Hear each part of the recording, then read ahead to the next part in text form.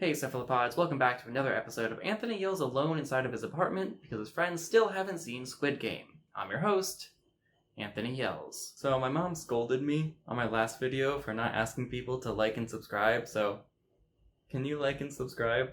My mom says you have to. If you don't know, Squid Game is a Korean show about 456 people in serious debt who compete in children's games for a chance to win 45.6 billion won.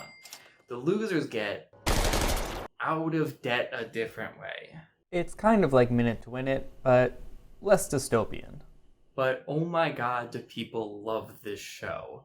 It's projected to be the most watched show on Netflix ever. There are so many videos and articles written about this show. It seems like anything with Squid Game in the title gets a ton of clicks. Fingers crossed for this video. But every article I see is like, how bad the American actors are, or how bad some of the translations were, and they all totally miss the one important thing that we should be talking about: how hot number 67 is. What? No?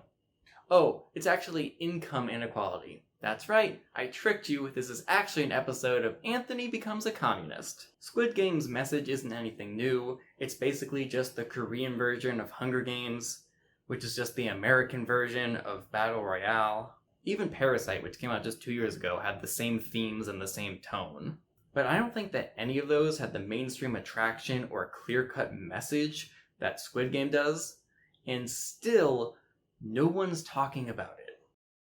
Hey, Anthony Edits here. Quick interjection because I just saw this tweet that I really want to talk about. Somebody tweeted, "If Squid Game was about capitalism, then rich people would start off advantaged and not equal to other players."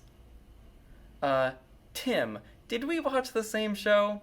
Major spoilers aside, what rich people? The show is about a group of really poor people who choose to risk their lives for a chance to win a bunch of money because they have no other options. Back to my dumb face, but slightly before. Most of the time when people talk about wealth inequality, they talk about billionaires, which is fair enough, and we'll touch on that too. But first, I want to quantify how much a million is. So I looked it up, and I make almost 2 times the average for a 25-year-old in America, just by nature of working in tech. And still, if I did nothing but pay rent, pay utilities, buy groceries, and saved every other dollar I earned, it would take me about 20 years to save $1 million. $1 million is a ton of money.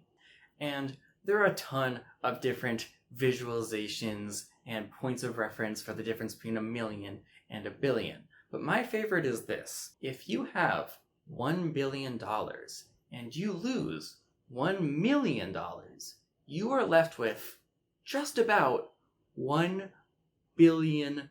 A million makes up such a small piece of a billion that when you lose it, you'd really just round back up to a billion because there's no point in keeping track of that decimal. If you add up all the money that all of the billionaires in the US have, it's about $4.18 trillion. And that was like 6 months ago. It's actually probably more now. And that's a ton of money.